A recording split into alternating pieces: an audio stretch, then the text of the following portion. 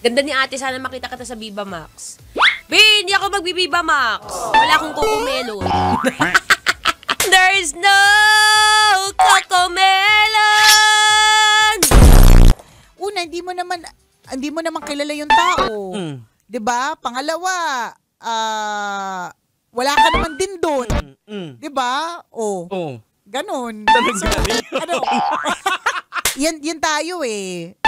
Ayan. May mga pumapasok na mga espiritu. Na tayo. Never pa akong sumigaw ng ganun sa buhay ko. Talaga lalaki yung goiter ko eh. Sa trabaho na to. Kahit nung naghiwalay kami, call ng ex ko, lagi lang akong silent treatment. Never ko sinasayang talaga. Sa iba lumalaki yung lalamunan ko.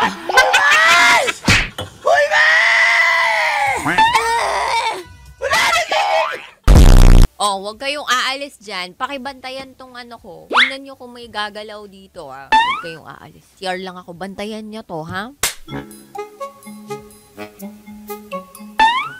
Sabihin niyo pagbalik ni DJ Rocky sa success. Basahin ko na yung part 2. Wala, nandun yung cellphone nasa kanya. Pero kung gusto nyong tumawag, 0916-529-5595. Hello, Kuya JP Babasa. Ganda ng pangalan nito musiko, Evangelista. Hello sa'yo. Boy Pindot nga pala to. Wala ka bang voice change? Ayan na si DJ Rocky. Ayan na. Loko-loko ka. Hoy, humihilang ako. Hindi ako tumae.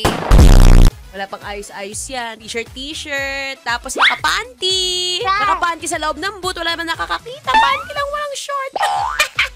Teka lang. Papakita ko. Baka sabihin nyo, madamot ako.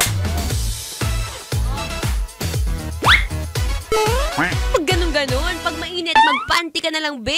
O kaya mamili ka. Gusto mo cycling short, wag ka na mag-panty sa loob. Panty-panty pa, ganun din naman. Wala naman makakakita. Nakakuha ng tip.